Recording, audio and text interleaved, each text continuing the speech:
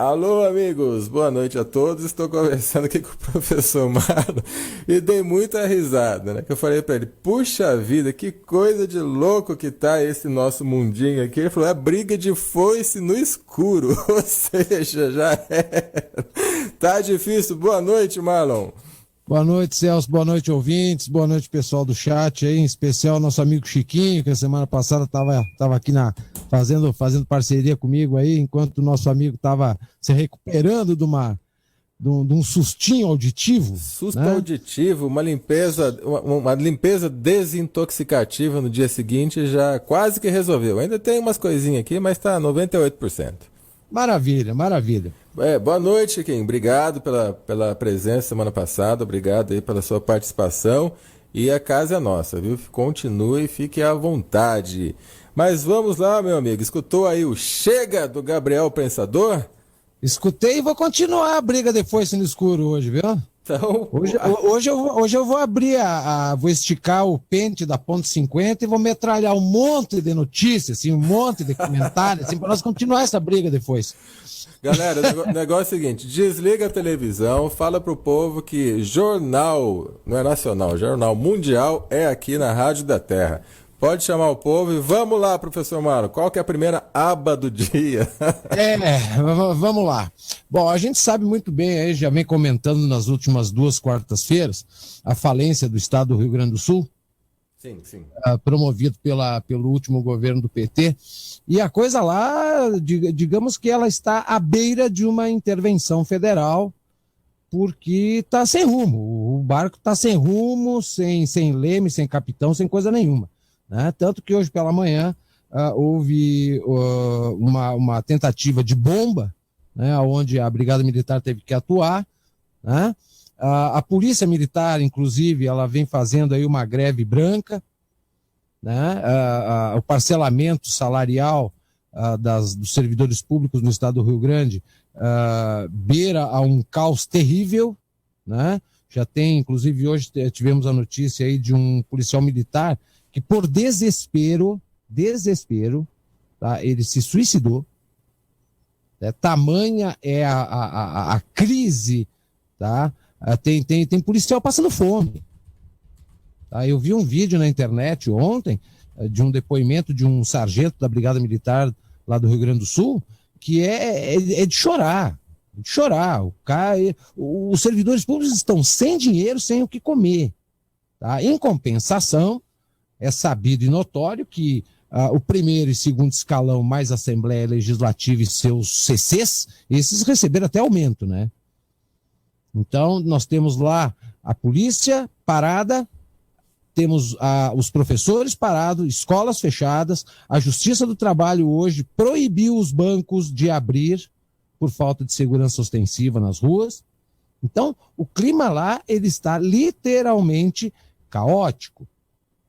Não obstante, nós temos também uma greve em andamento, a greve dos auditores fiscais da Receita Federal. Tá? O sindicato da categoria disse que só durante essa greve caiu 64% o montante arrecadado pela Receita Federal em autuações. Ou seja, isso gira aí em torno de se antes eles arrecadavam 7 bilhões ao mês em autuações, né, em fiscalização da Receita, esse montante caiu de 7 para 1 bilhão. Tá? Então, é aquela coisa, né? O PT criou a tal da República Sindicalista, né?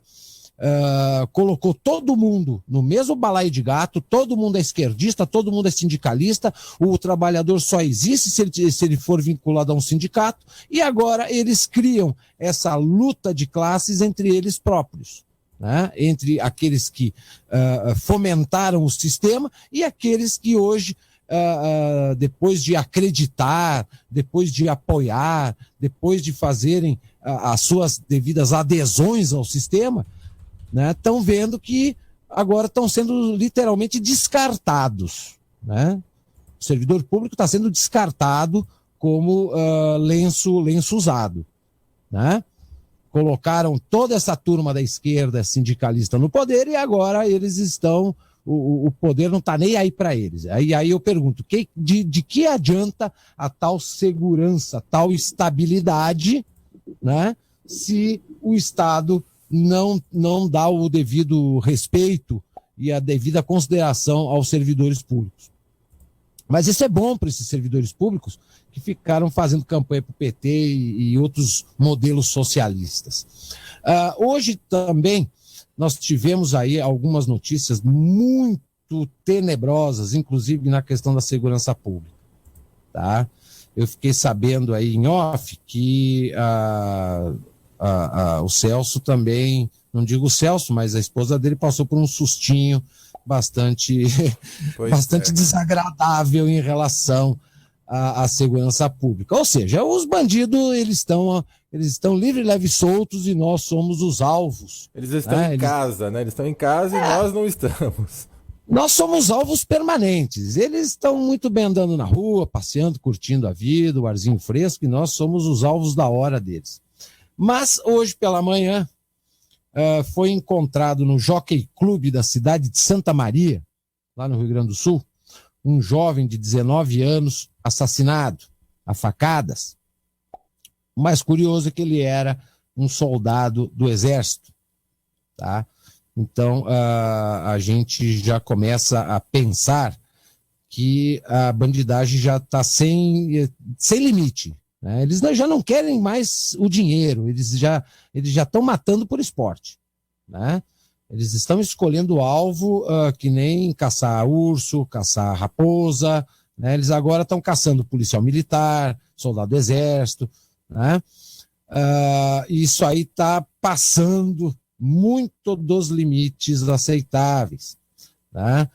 E fica cada dia mais preocupante. Ao mesmo tempo, no dia 31 de agosto, ou seja, anteontem, um sargento da Brigada Militar que atuava na cidade de Caxias do Sul foi assassinado também. Então, o que a gente pode esperar, né? A turma dos direitos humanos diz que a polícia ela é truculenta e quando um bandido enxerga um policial, ele atira antes para se defender. Então, o bandido, ele acha que ele usa uma tarja na testa escrito bandido, e o policial, quando avistar essa tarja, vai sair atirando no cara. Né? E eles estão... a impunidade, né? Essa legislação extremamente frouxa, que não pune ninguém, que não bota ninguém na cadeia, que não ressocializa ninguém, e que tem a classe política...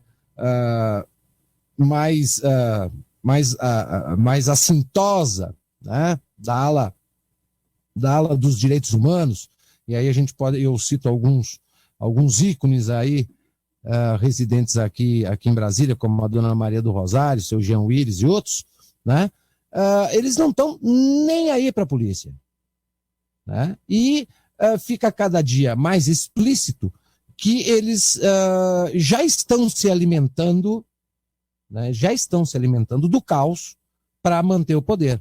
Assim como o Hugo Chávez e Nicolás Maduro fizeram lá na Venezuela, nós aqui já começamos a entrar num ritmo do sistema se alimentar do caos, da insegurança pública, né? Porque a economia eles já terminaram com ela.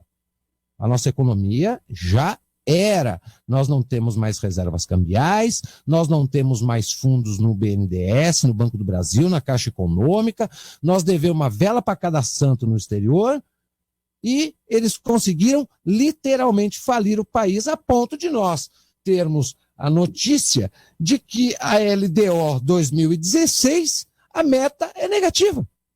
Onde é que já se viu tu me colocar uma lei orçamentária para o ano seguinte devendo? Quer dizer, o país não está mais produzindo, e isso não é de agora, não é de 2015. Nós paramos de produzir, ou entramos num ritmo devagar, quase parando na nossa produção, o ano passado ainda.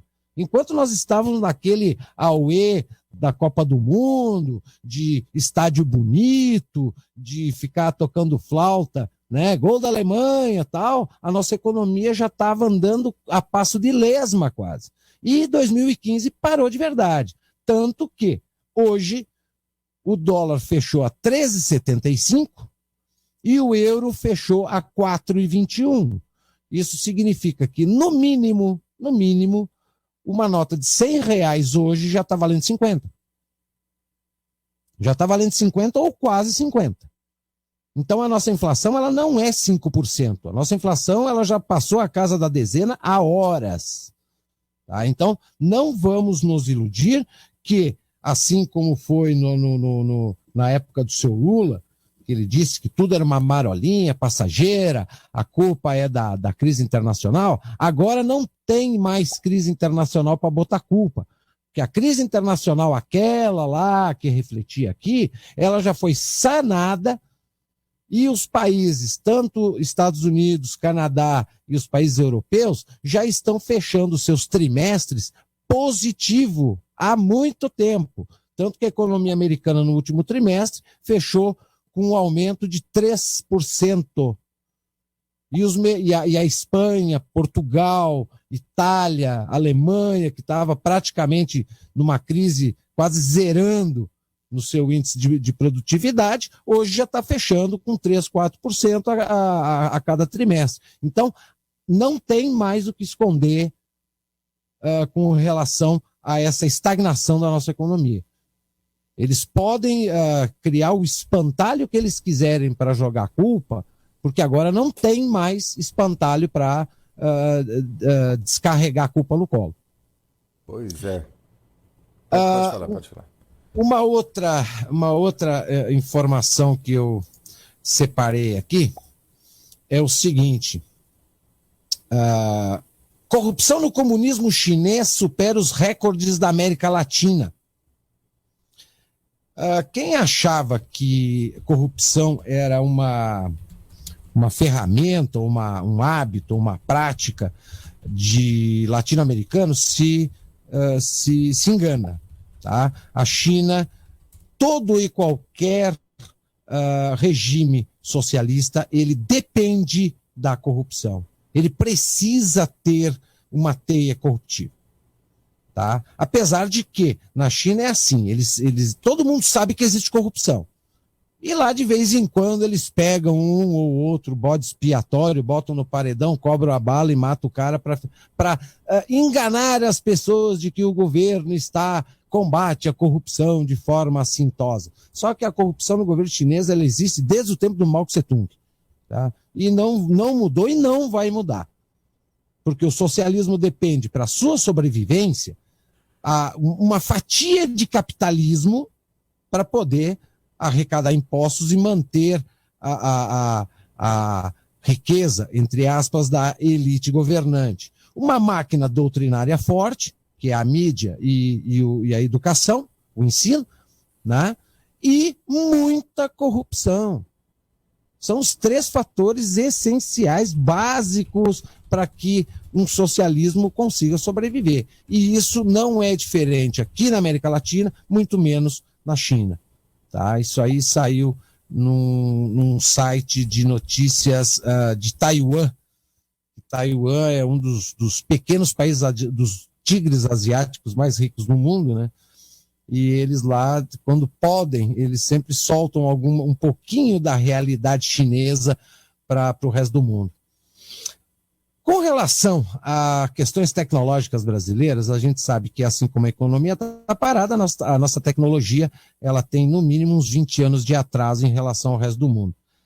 Se ilude quem acha que está comprando aparelhos 4G, né, e está usando o 4G, porque o 4G no Brasil não existe. Existe em pouquíssimas capitais e nem aqui em Brasília, que o 4G foi instalado para a Copa do Mundo, ele continua ativo atualmente. Tá? Só ficou ativo na época da Copa do Mundo. Tá? E para reafirmar a capenguice tecnológica brasileira, eu hoje, depois de algum tempo, resolvi fazer um teste de velocidade no meu sinal de internet. Não foi a minha surpresa que eu registrei uma marca de 1,45 MB de download e 0,21 MB de upload, com o seguinte aviso de que a minha rede comporta apenas 2 megabytes. O problema, Celso, é que o meu contrato com a Oi do seu Lulinha, tá, é de 15 mega. Eu sabo, como diziam as crianças, né? Eu sabo. Pois é de 15 megas. E eu tenho que aguentar esse desgraçado desse tchau, porque a Oi ela já deu oi há muito tempo, ela já tá dando tchau, né? Até outubro, porque eu tenho que ficar com um contrato de fidelidade para não pagar multa.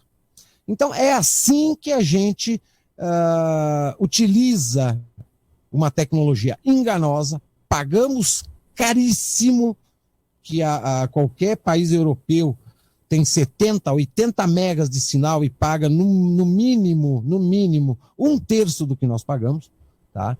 E nós somos chacota há décadas dos países europeus e norte-americanos, que um questionamento eterno deles é o seguinte: como é que vocês conseguem sobreviver num país onde vocês trabalham muito, ganham pouco e são roubados em todos os sentidos? Repete essa frase, por favor, Marlon. Como nós brasileiros conseguimos sobreviver num país onde se trabalha muito, se ganha pouco e ainda é roubado em todos os sentidos? Tá? Esse é o questionamento dos países de primeiro mundo em relação ao Brasil. Eles lá de fora observando a nossa realidade aqui. Tá? Então é muito triste e cada dia mais preocupante. Uma outra notícia que eu recebi, alguma coisa boa pelo menos, né? Eu tenho uma amiga no Facebook, ela é cantora, ela vem aí tentando desenvolver uma carreira artística, uma cantora, poeta, ela escritora também. E aqui no Brasil, ela nos últimos 3 anos tentou de todas as formas buscar condições técnicas e financeiras para poder produzir um CD, né? E depois de tanto ela correr atrás da máquina, ela acabou desistindo e foi fazer um curso de pós-graduação na área dela, na Colômbia. Não foi a surpresa que ela chega na Colômbia agora, questão de 2 meses, e recebe um convite para gravar um CD com direito a contrato, gravação de videoclipe, lançamento por uma gravadora colombiana, né? Então, isso prova o quê? Aqui no Brasil, literalmente, nós estamos com a área midiática e de produção cultural, não só no ensino, mas de produção cultural, toda ela monopolizada para propaganda ideológica do poder esquerdista que cá estamos vivendo nos últimos 30 anos.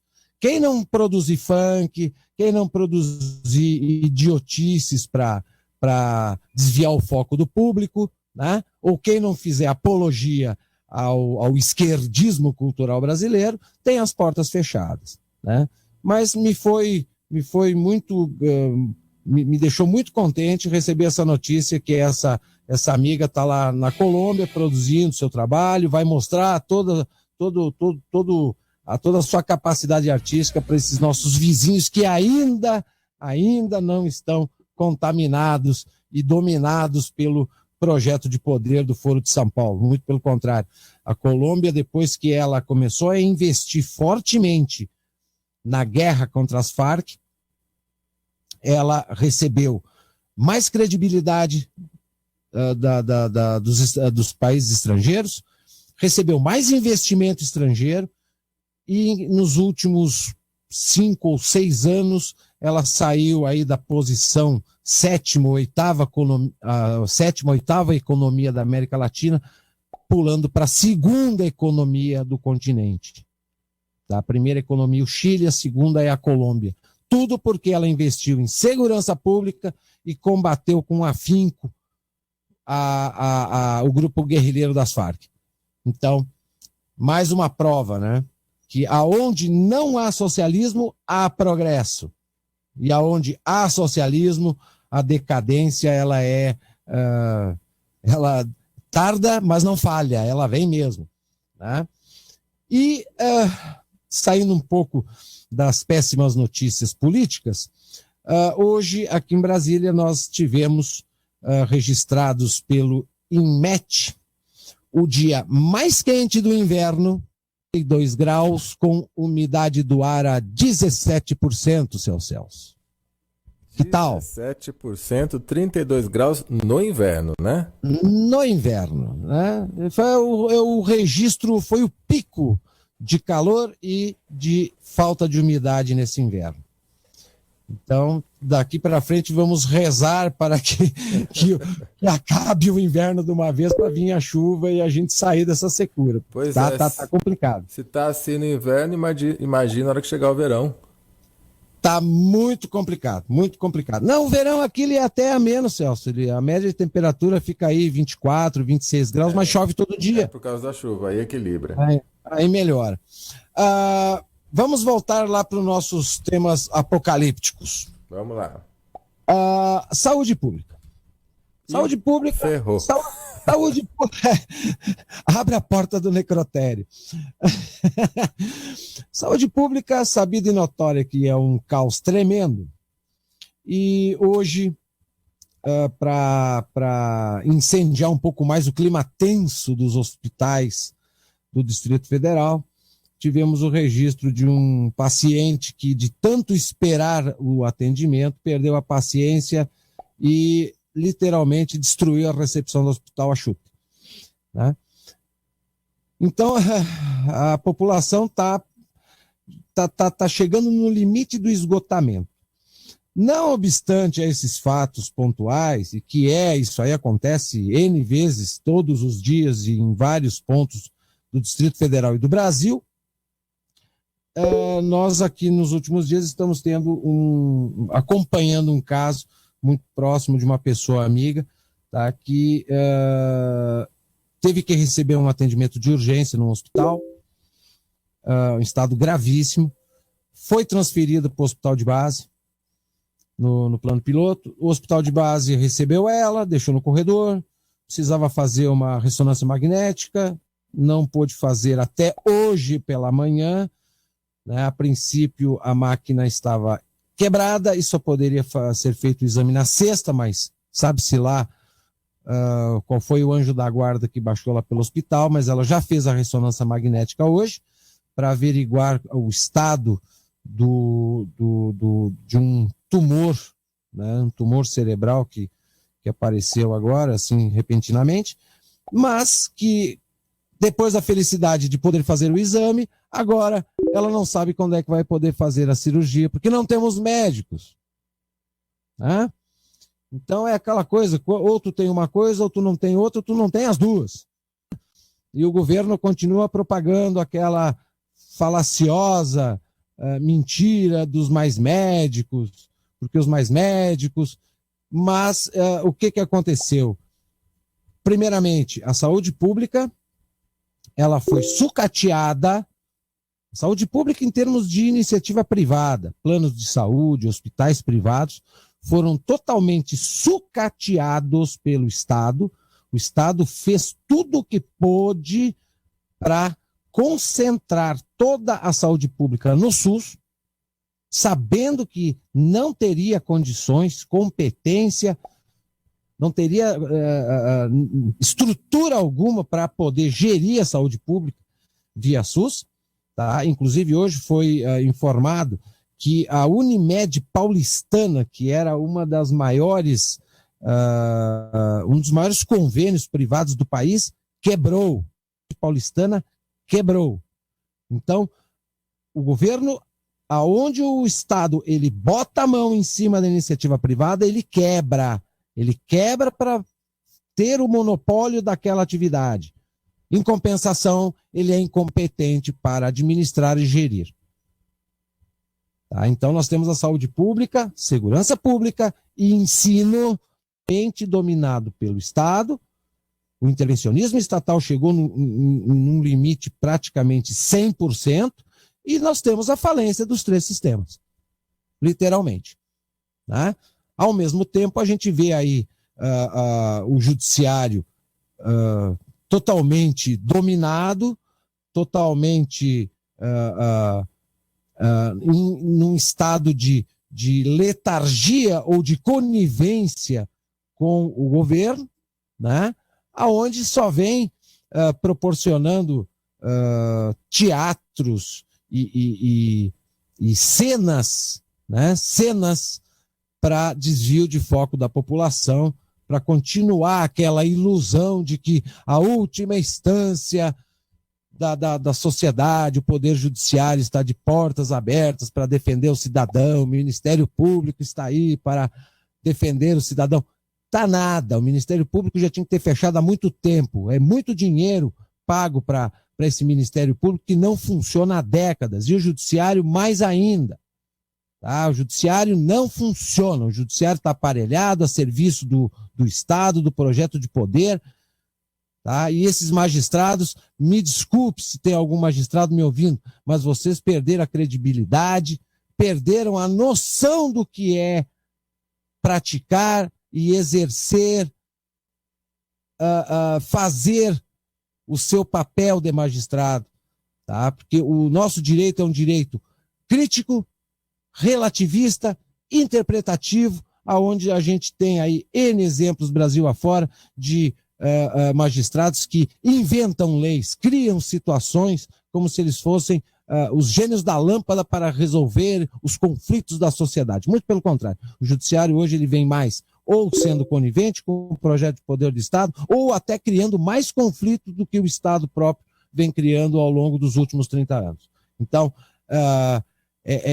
a situação está muito, mas muito delicada, muito catastrófica.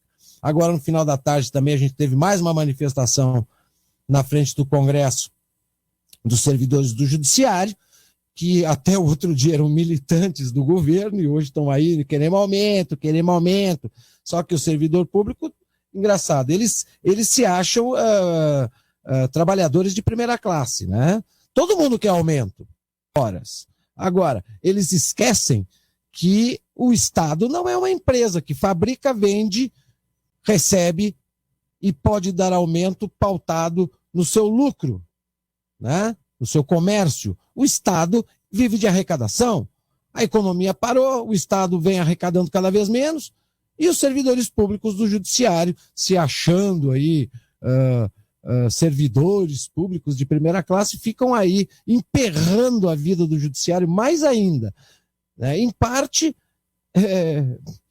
a gente não pode bater palma e achar isso bonito, né? Porque se as coisas já estão ruins, vão ficar cada vez pior. Mas, por outro lado, para essa turma de sindicalistas e daqueles que diziam deixa o papai Lula governar, deixa a mamãe Dilma governar, a coisa tá boa, agora estão aí berrando, né, querendo os seus aumentos astronômicos, né, se achando trabalhador de primeira classe. Até por um lado é bem feito para eles aprenderem. Né, aquela coisa que não tem cabeça, tem perna. E para nós fecharmos e darmos oportunidade para os nossos ouvintes participarem, eu gostaria de fechar o meu giro de notícias, meu giro de notícias catastrófico da quarta-feira, com uma citação que eu fiquei pasmo, rapaz, deixa eu localizar aqui. Onde é que tá a dita cuja aqui? Tô chegando lá. Cadê? Aqui. Prefeita critica a frase ordem e progresso expressa na bandeira nacional por lembrar a ditadura. Meu amigo, no ritmo que tá, com o revisionismo histórico que essa turma tá fazendo, eles olha, eu não tenho mais dúvida que a pretensão deles é reformular até a nossa bandeira. Eu não tenho dúvida. Tá feio eles já trocaram o nome de praça, de rua, de colégio, de monumento. Agora, semana passada, tiraram aqui o nome da ponte Costa e Silva, que nós tínhamos a ponte ali que dava acesso ao Lago Sul, para trocar um nome esquisito lá de um estudante comunista, né, que teve aqui em Brasília. Quer dizer, eles estão fazendo um revisionismo histórico tão grande, sabe? E tudo com a justificativa do espantalho que amedronta eles da volta da ditadura, da direita reacionária conservadora que quer interromper os avanços sociais. Quer dizer, isso aí para mim por um lado, isso aí para mim pode ser uma demonstração de medo, de receio, porque eles sabem que eles já estão ultrapassando, extrapolando os limites aceitáveis de revisionismo, né? Mas, por outro lado, se eles falam o que querem fazer e o povo não reage, quem cala consente, né? Quem cala consente. Com certeza. Liberei, só uma notícia aqui, liberei o chat para perguntas, tá? Então, quem tiver pergunta já pode escrever no chat, que daqui a pouquinho eu passo para o professor Marlon. Já estou acompanhando o chat aqui para a gente poder dar atenção aos nossos ouvintes.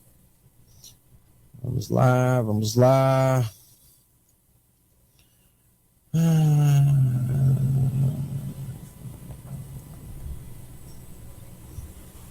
Tem uma pergunta do Gustavo aqui, ó. Se os servidores não têm reajustes há 9 anos, o governo também errou em não reajustar anualmente. A questão é a seguinte, os servidores não têm reajuste há 9 anos. Porém, há 9 anos atrás, eles tinham um vencimento mensal bastante significativo, muito significativo. E o que eles pedem hoje é um absurdo perto da realidade que a gente vem vivendo.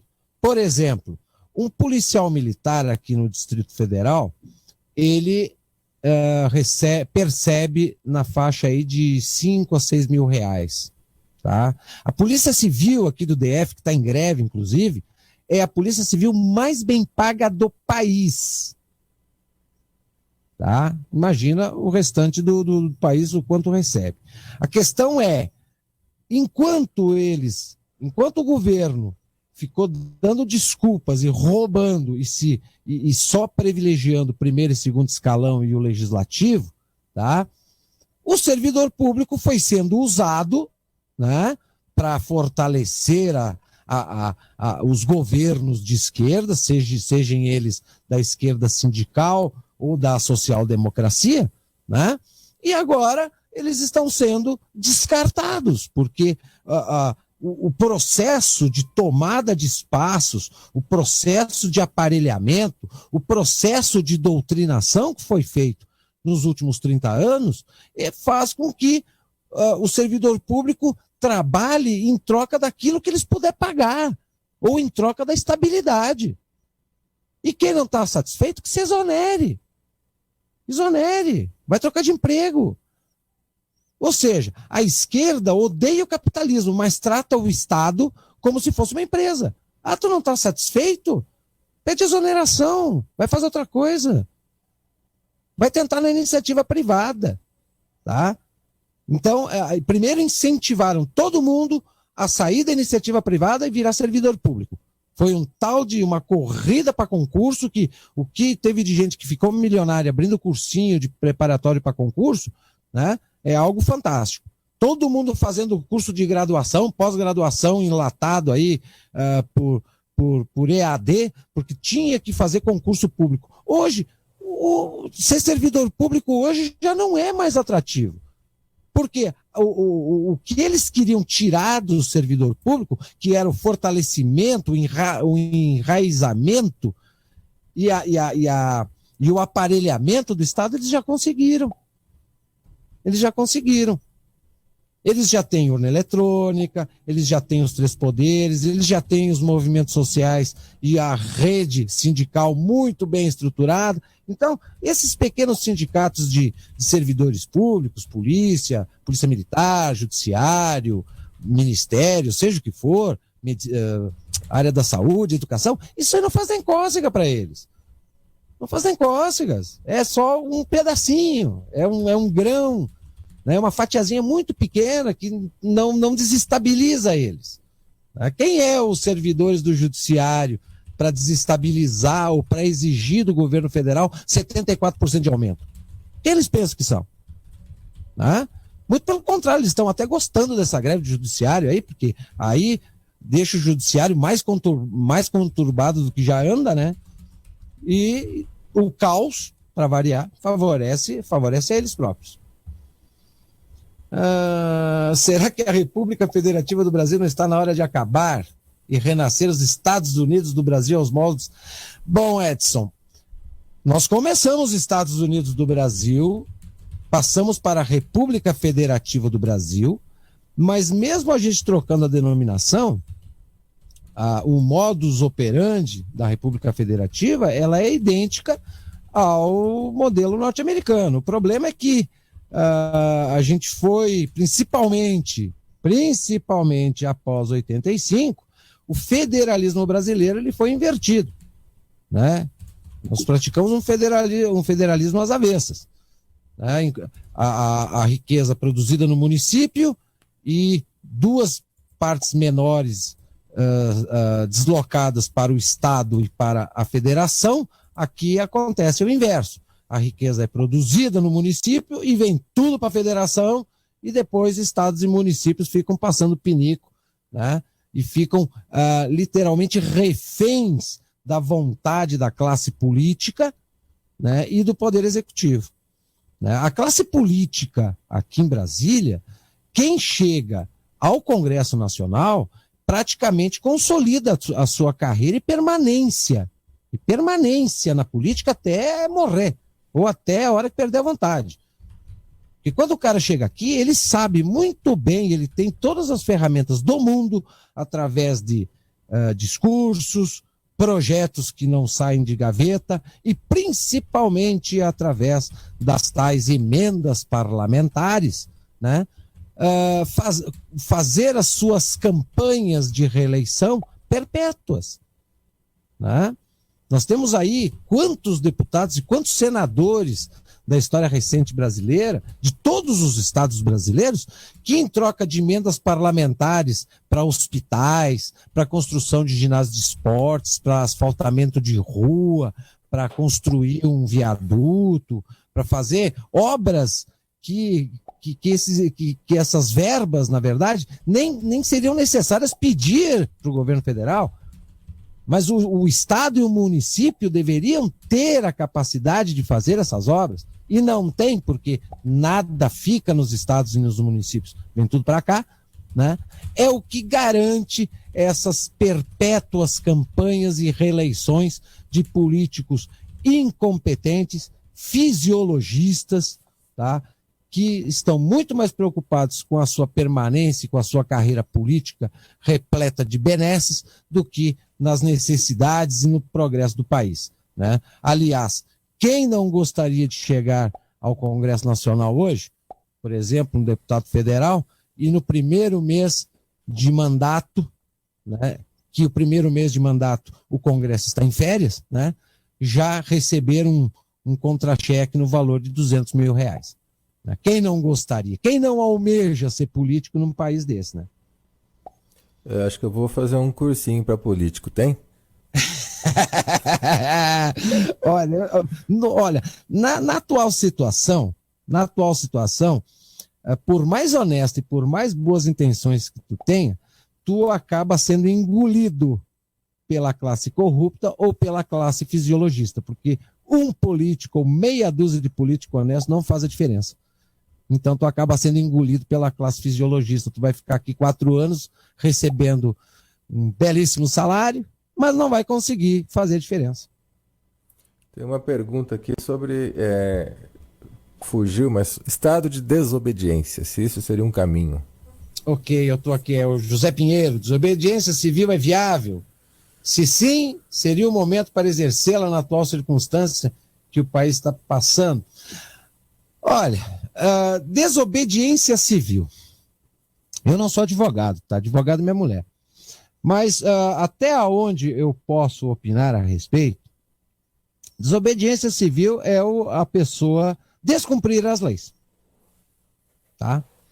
Então, se a gente está descumprindo a lei, a gente está perdendo a razão.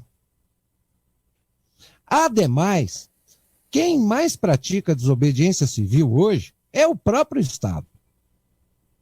A própria classe política, os próprios movimentos sociais que dão apoio e que dão sustentação ao Estado, eles hoje já vêm praticando desobediência civil.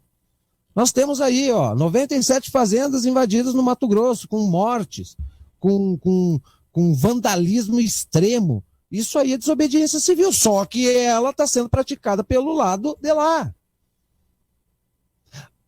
O poder socialista no Brasil, alocado nos três poderes, tá? E eu não retiro desse poder socialista, inclusive esses partidecos do PMDB, do PSDB, do DEM, porque essa pseudo-oposição jamais pode ser chamada de oposição, mas num teatro de manutenção da esquerda no poder.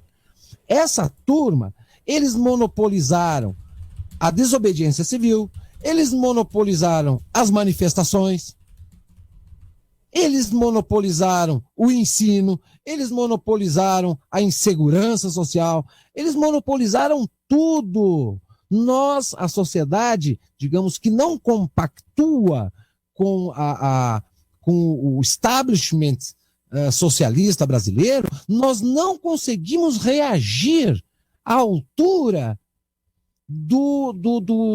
das práticas ensinadas através de um processo de doutrinação, de um ensino extremamente parcial e ideológico. Tá? A população hoje ela está letargicamente estagnada.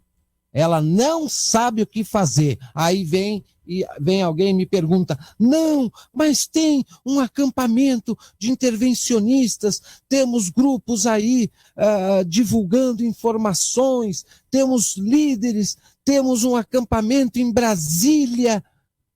Meus amigos, assim como não só eu e outras pessoas já comentam, já afirmam há algum tempo, ontem o Coronel Moésia fez um videozinho caseiro, 10 minutinhos, onde ele reafirma aquilo que eu já venho falando há meses. Nós temos mais oportunistas e histéricos criando um clima de insegurança e desinformação do que pessoas conscientes, com estrutura, com informação, com conhecimento, para poder realmente promover um protesto popular como manda o figurino. O acampamento aqui de Brasília, por exemplo, a última manifestação tivemos a execução do hino nacional em ritmo de pagode, numa batucada dominical matutina. Hoje, aproveitando a movimentação da greve do judiciário, onde os grevistas foram para a esplanada, nós tivemos ali um verdadeiro circo. Nós tínhamos intervencionistas acampados onde eles floriram a esplanada com faixas, nós tivemos os grevistas, né, pedindo aumento, e, ao mesmo tempo, tivemos um encontro de food trucks na Alameda dos Estados, né, em plena esplanada dos ministérios. Quer dizer, nós não temos organização, estratégia, nós não temos nem bom senso para nos enxergar ou para as pessoas notarem o que é ir para a rua fazer um protesto e o que é ir para a rua fazer um circo. O que é, aonde é o local correto, adequado para se fazer um protesto e onde é que é o local adequado para se fazer um circo. Né? Então, nós não temos no momento expectativa de uma reação ou de uma iniciativa popular consciente politicamente. Não temos, tá? Assim como na Venezuela, no Equador e na Argentina, o caos lá é mais visível e é mais latente, né? Porque são países menores e as coisas acontecem muito mais próximas, não é que nem aqui no Brasil, que nós somos um continente, então acontece um monte de coisa igual ou semelhante, mas tudo parece muito pontual e as informações não chegam, né?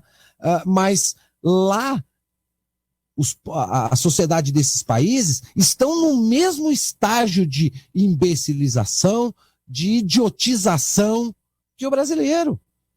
Lá eles vão para a rua também, todos os dias. Na cidade de Tucumã, essa semana, a população saiu do trabalho e ficou até a meia-noite na frente do palácio da prefeitura de Tucumã fazendo protesto contra a fraude das eleições da Cristina Kirchner. Pô, mas a Cristina Kirchner está encerrando o mandato dela e os caras estão protestando com relação à eleição. Lá, o povo nesses países ainda acredita numa Constituição que não serve mais para nada, num poder judiciário que já não cumpre com o seu papel, porque da mesma forma que foi feita no Brasil, nesses países também os três poderes foram aparelhados.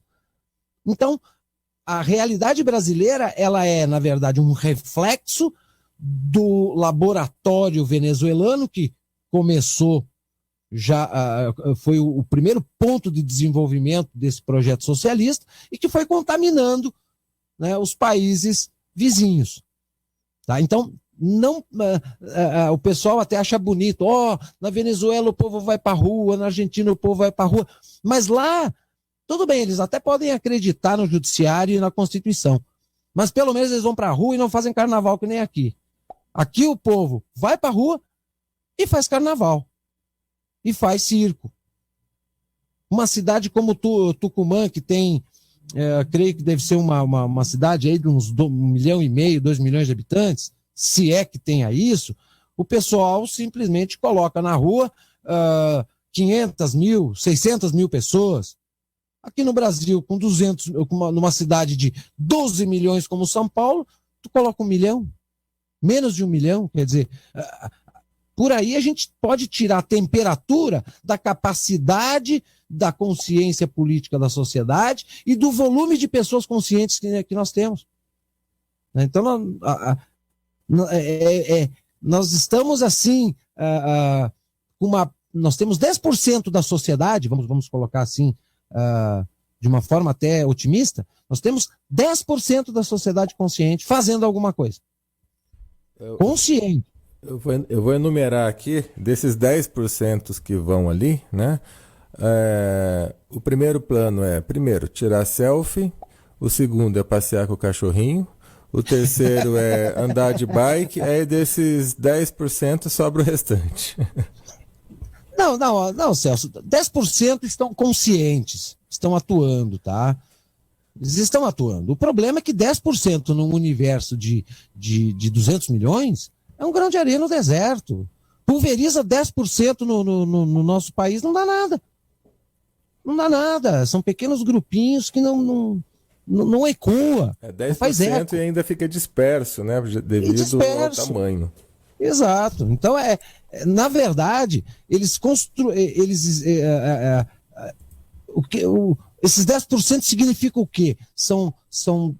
Ainda são pessoas que receberam aquela carga cultural, aquele ensino, aquela educação familiar lá dos anos 60, dos anos 70, a minha geração, a geração ENTA, né? A gente ainda carrega toda aquela bagagem que a gente recebeu. Agora, a turma as gerações do final dos anos 70 para frente, que hoje é a grande maioria da sociedade brasileira, é a faixa etária ali dos 30 aos 45 anos, essa aí foi formada pela esquerda. Essa sentou nos bancos acadêmicos da esquerda marxista. Ou ele é militante, ou ele está em estado letárgico, se preocupando com Fórmula 1, Big Brother, Faustão no domingo, o Corinthians perdeu, o Vasco vai ser rebaixado, essas coisas aí. Corinthians! É complicado, Celso, é complicado.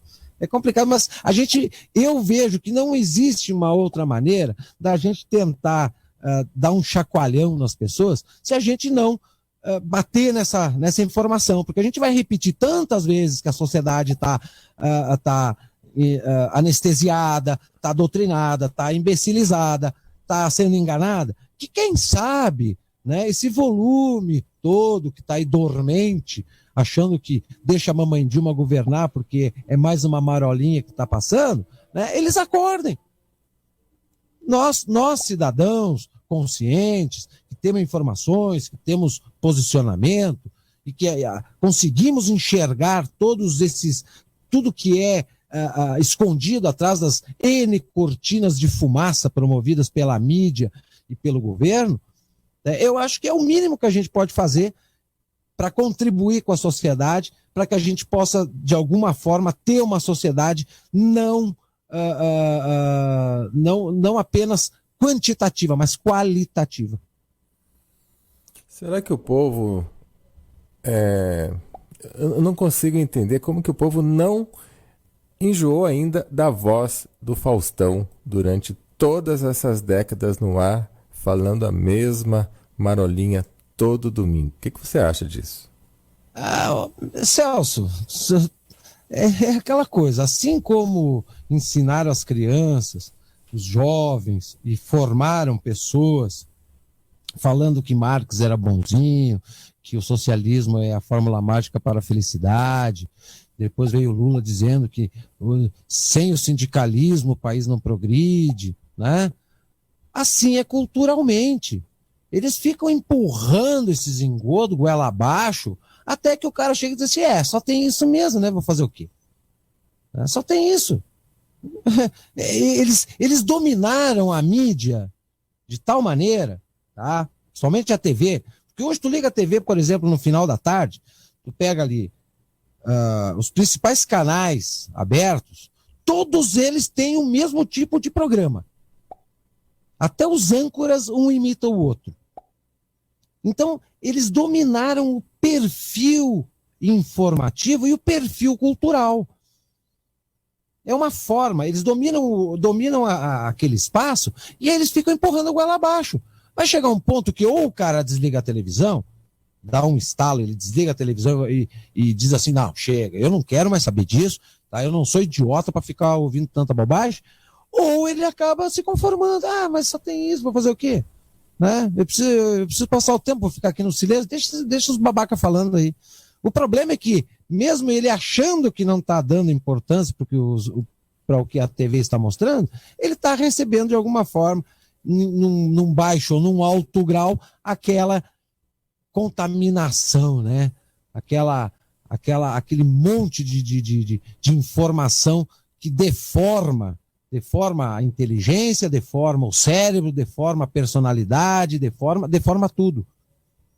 Né? Então, não é que o Faustão seja bom, mas é que, infelizmente, tu tem aí uma carga que deforma as pessoas desde a escola, e quando ele chega na fase adulta, ele já está deformado, e ele, para aceitar esses ícones midiáticos, tá? Ele está prontinho para receber de braços abertos. Programação, né? Uma grande programação. Exatamente, ele tá prontinho, ele é idiotizado nos bancos escolares, quando ele chegou na fase adulta, ele está prontinho para receber isso como se fosse o suprassumo. Né? Assim como ele recebe o Faustão na TV, os noticiários sensacionalistas, ele recebe os ícones, o que a gente chama de intelectuais orgânicos, né? Que é os funkeiros, as duplas sertanejas, os Chicos Buarque da vida, os atores da Globo que parecem ser o suprassumo da formação de opinião, né? Então, o povo aceita esse tipo de referência porque ele já vem da base sendo deformado.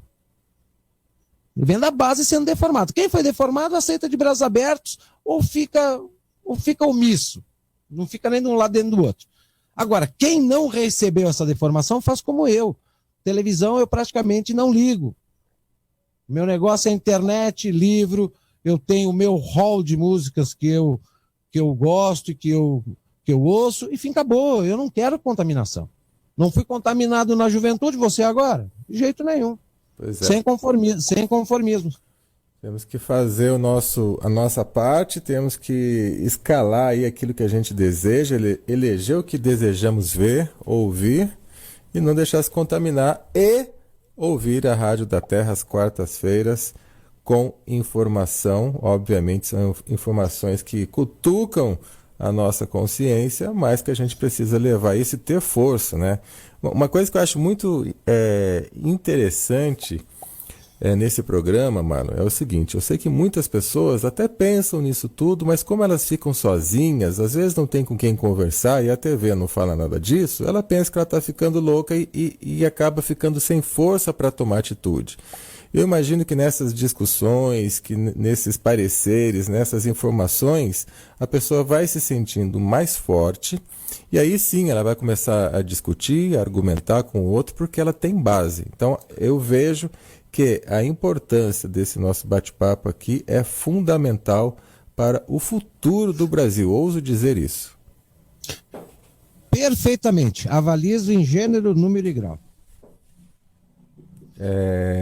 Eu quero aproveitar também, meus amigos, como eu desde ontem estou anunciando, os programas vão ser a partir de ontem, né, que eu já terminei o programa meu de ontem mais cedo também, de 1h10 no máximo, porque eu preciso cumprir aqui uma função de guarda noturno por um acontecido aqui com a minha esposa, pelo menos por uma temporada, até ela estar mais segura aí de sair da aula dela, do curso que ela faz. Então a gente vai ter que interromper um pouquinho mais cedo. Quero deixar o Marley responder mais algumas perguntas e suas considerações finais, e também já agradecer a presença de todos, por gentileza. Marlon? Ok, meu amigo Celso. Guarda noturno. Guarda noturno é bom. Eu vi uma colocação aqui. Aqui. Outro dia, o Olavo de Carvalho, de forma totalmente desconexa, deu um ultimato para as Forças Armadas, como se tivesse o direito de fazê-lo. Bem, eu acho que a atitude de certas pessoas, elas devem ser analisadas de forma bem profunda. Primeiro, tudo bem, o cidadão é brasileiro, mas está fora do Brasil. Então, eu acho que opinar, sim; exigir, não. Exige quem está aqui, exige quem está vivendo aqui e que conhece profundamente a realidade. O Olavo de Carvalho, ao longo do tempo, ele conseguiu construir uma imagem, né, através de um trabalho das redes sociais e do mundo virtual, rádio e hangouts, que ele construiu uma imagem que, enquanto ele estava no Brasil, vivendo no Brasil, ele nem sonhava quando é que ele poderia ter uma imagem como ele tem hoje. O problema é que, infelizmente, existem alguns sentimentos que o ser humano carrega, que por vezes faz com que ele meio que patine na curva e perca um pouco o rumo da sua razão e da sua lógica, né? Então, eu observo assim: nada contra o intelectual Olavo de Carvalho. Agora, com julgamentos com relação à atuação das Forças Armadas no cenário político brasileiro, na minha opinião, ele não tem direito algum. Pedir para as Forças Armadas é uma coisa. Agora, julgar, como ele julgou, dizendo que se não acontecer nada até o dia 7, as Forças Armadas estão comprometidas com o governo. Quem é ele para julgar, principalmente estando longe do país há muito tempo, tá? E sem realmente conhecer a realidade brasileira, só recebendo informações por vias indiretas, tá? Então, nesse quesito do cidadão, da pessoa Olavo de Carvalho, eu tenho lá minhas ressalvas. Com relação ao intelectual Olavo de Carvalho, eu continuo acreditando o seu trabalho, todo o trabalho que ele desempenhou por muitos anos, e que, infelizmente, assim como eu venho há 10 anos falando, e parece que o povo não acorda, ele também falou mais tempo do que eu e viu que o povo não acordou, né? Então, cada um faz o que pode na medida que pode. Eu encerro a nossa quarta-feira. Vou preparar um programa um pouquinho menor para dar mais oportunidade para os nossos ouvintes interagir a partir da próxima semana, tá? Vou pegar uns temas um pouco mais densos para a gente poder discutir, debater um pouco mais com os nossos parceiros aí do chat, mas não vamos deixar de ter um conteúdo bastante significativo, informações de relevância para o nosso público semanal aí. Celso, um grande abraço, te cuida na rua aí, tá? Porque os manos estão à solta, tá? Pois Os manos estão à solta, eles não querem nem saber, o problema deles é eles, não é os outros, tá? Agradecimento aí para nossa turma fiel aí do chat de todas as quartas-feiras e aos demais ouvintes Planeta Fora. Com certeza. Muito obrigado por mais uma noite de informação. Obrigado a cada um de vocês. Maravilhosa noite mais uma vez. E é isso aí.